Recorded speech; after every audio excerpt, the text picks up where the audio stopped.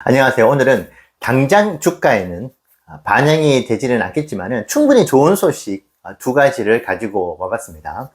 자, 그 전에 이 이야기를 좀 할까 말까 고민을 했는데 저와 함께 먼 길을 떠나는 우리 테슬라 투자 이제 동반자 여러분들을 위해 가지고 한 분이라도 제가 목숨을 구해드리고 싶어서 꼭 말씀을 드려야 될 것 같아가지고요.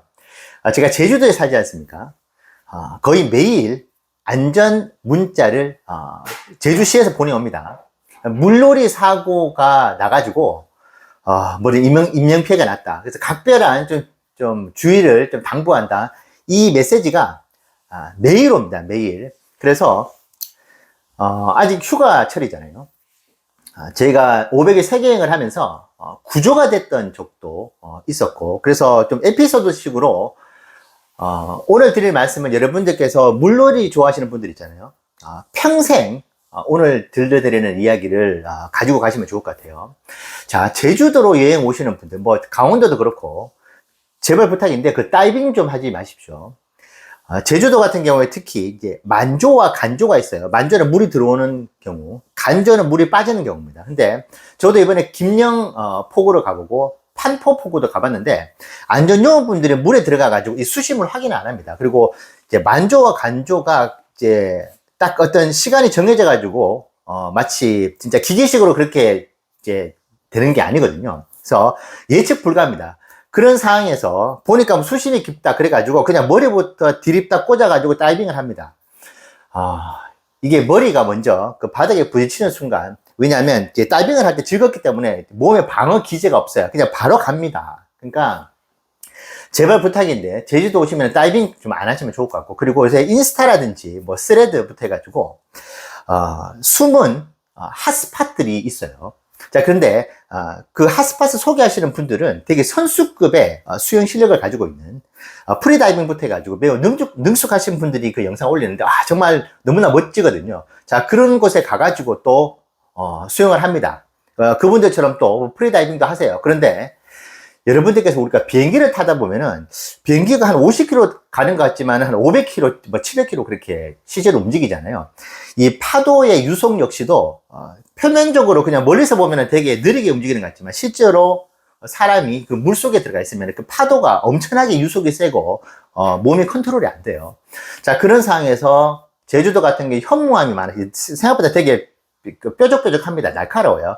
그냥 이제 파도를 맞아가지고 부딪히는 순간 그냥 이것도 갑니다. 그러니까 지금 제주도에서 일어나고 있는 대부분의 안전사고 같은 경우에 거의 100% 이제 여행객 분들이세요. 왜냐하면 아주 이제 어린 초등학교 아이들이 포구에서 놉니다. 근데 그 아이들은 만조와 간조의 시기를 아주 잘 알아요. 그리고 안전하게 수영을 하는 법을 오랫동안 수영을 했기 때문에 잘 알고 있습니다. 근데 여행객분들은 몰라요. 그냥 이게 안전에 대한 경각심이 없다 보니까 영상을 보고 되게 멋지다 싶어서 그냥 들어갔다가 이제 봉변을 당하는 거거든요. 자, 그 다음에 이안류라고 하거든요. 그러니까 파도가 모래사장으로 들어오잖아요.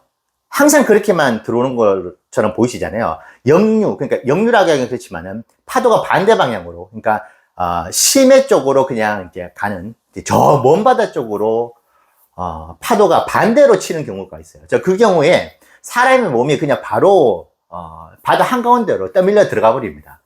자, 500일 세계여행을 할 때 이집트 홍해에서 스노클링을 하다가 밑에 1m 정도가 넘어가는 그 고기들이 수백만 마리가 많이 있어요. 장관이었습니다. 그래서 아들하고 구명조끼를 입고 들어갑니다. 너무나 환상적이죠. 무지개 색깔의 산호들도 있고, 별의별 물고기들 있으니까 들어가다가 안전의식이 있다 보니까 한 3분 정도 하다가 백 해가지고 이제 다시 이제 원 상태로 이제 가려고 원래 이제 자리로. 근데 유속이 빨라가지고 아무리 수영을 해도 앞으로 나아가지가 않습니다. 옆에는 아들이 있고 구명조끼까지 이제 입다 보니까 이게 홍해의 거의 한가운데에 점점 뒤로 빠진다. 아무리 수영을 해도. 그래서 이제 아들에게 큰 소리를 치면서 빨리 수영을 하라고. 처음에 아들이 제가 장난치는 줄 알았어요. 막 웃고 그랬는데 제가 정색을 하면서 이야기를 하니까 아들도 울면서 막 미친 듯이 헤엄을 쳤는데 이게 아무리 헤엄을 쳐도 그 자리에 그대로 있습니다. 자, 아마 그때 스노클링을 2, 3번 더 했었으면은 저희가 아무리 소리쳐도 거기 이제 안전요원들부터 해가지고 거기 있었던 사람들이 저희 목소리를 못 듣는 경우에 계속 그냥 안쪽으로 계속 떠밀려 들어가는. 자, 그래서 그때 안전요원 4명이 와가지고 20분 동안 사투를 벌여가지고 저희를 구했어요. 왜냐면 그 프로페셔널 안전요원도 아무리 헤엄을 쳐도 앞으로 안 나가는 거예요. 그러니까 4명이 붙어가지고 저희 둘을 이제 끄집어냈거든요. 제가 제주도에서도 와이프하고 아들이 이제 스노클링을 하다가 떠밀려 들어갔습니다. 그러니까 순식간에 이안유라고 하거든요. 그 노을성 파도를 가지고 파도가 모래사장 쪽으로 치는데 이게 반대로 쳐가지고 이제 바다 한가운데로 이제 밀어버리는 몸을. 자, 그 경험을 제가 실제로 했었거든요. 그러니까 그때 그 공포를 지금도 느끼고 있습니다. 그렇기 때문에 우리가 테슬라를 아주 지금은 좀 힘든 시기잖아요. 뭐 $300 넘어갔지만은 긴 호흡으로 바라보는 데 있어 가지고 첫 번째는 일단 우리가 살고 있어야 됩니다. 우리가 숨을 쉬고 있어야 돼. 심장이 뛰고 있어야 되는데 그 여행의 맛에 그 멋진 경치와 정말 추억을 담고 싶어 가지고 자연의 그 무서움을 이제 망각을 하면서 수용을 하는 경우가 있습니다. 그래서 제가 이제 실제 사례를 또 말씀을 드렸잖아요. 와이프도 그 샌디에고에 있는 호야해변이라고 되게 유명한데 거기에서 빠졌다가 그 마이애미 비치에 그 이제 구명 보트 해서 뭐 비키니 입고 예전에 엄청나게 유명했던 드라마 있었잖아요. 그 경험을 해가지고 또 와이프도 한번 구조가 됐었거든요. 그래서 우리는 여행을 하면서 이제 구조의 역사를 가지고 있다 보니까 자연이 특히 이제 파도가 바다가 얼마나 무서운지를 알고 있거든요. 그래서 이번 기회에 수천 명이 제 영상을 보실 수도 있잖아요. 근데 많은 분들께서 영상을 보실 수 있는데 정말 물놀이는 조심을 하시라. 특히 제주도는 또 말씀드리지만 간조와 만조가 있어요. 그러니까 수심이 생각보다 깊지가 않을 수가 있습니다. 거기에 그냥 다이빙 하시면은 그냥 2층, 3층 아파트에서 그냥 머리를 그냥 수직으로 해가지고 바닥에 꼬라박는다고 생각하시면 됩니다. 그래서 다시 한번 안전하게 휴가를 보내시라는 말씀 꼭 드리고 싶어요. 자, 오늘 제가 드리고 싶은 2가지 좋은 소식. 참 억울한 게 이것이 유럽 세일이 안 좋게 나왔다. 뭐 딜리버리가 7월 달에도 좀 폭망의 수준이라고 해가지고 지난주 목요일 날 주가가 빠졌는가요? 그러니까 그것이 이제 악재로 반영이 돼가지고 빠졌는데 지금 수입차 판매 7월 달 한국에서 테슬라 코리아 1위를 탈환을 했습니다. 7,357대. 제가 이제 입항 정보에 대해서 이제 나오는 대로 이제 공유를 해 드렸잖아요. 아니나 다를까 7월 달에 테슬라가 1등을 먹었습니다. 아니 뭐 한국이라는 조그마한 나라에서 1등 먹은 게 별 대수냐 생각하실 수 있는데 지금 우리가 이렇게 유럽 판매량을 볼 때 이제 착각을 하면 안 되는 것이 1월부터 6월 때까지 11만 대가 팔렸어요. 유럽에서. 이제 전년 동기 대비해서 33%가 이제 줄어들었습니다. 생각보다 많이 안 줄어들었는데 전체로 보면 생각하실 수 있죠. 왜냐하면 영국이라든지 노르웨이 선전을 한 곳, 그러니까 뭐 4배, 5배의 판매량을 올린 곳에서 다른 국가들이 좀 줄었던 부분들을 많이 커버를 했어요. 자, 어쨌든 11만 대 기준으로 보면은 한 달에 18,000대 정도가 판매가 된 겁니다. 유럽 전체로 말이죠. 우리가 지금 언론에서 나오는 그 나라 이외의 아들 칸츄리즈라고 해가지고, 이제 크게 유의미한, 인도량을 이야기하기에 언론사가 좀 부담을 가지는 매우 소소한 그런 국가들을 모두 합친, 한 달 평균 판매량이 18,000대밖에 안 돼요, 유럽이. 자, 근데 지금 테슬라 코리아가 한 달에 7,300대가 팔렸습니다. 그러니까 어떻게 보면 유럽 연합이잖아요. 코리아 연합이라고 할 수 있을 만큼 비중이 적지가 않아요. 거기다가 이제 일본까지 합치게 되면은 유럽의 절반의 판매량이 이 두 국가에서 나온다. 그러니까 이 비중이 적지는 않은 것이죠.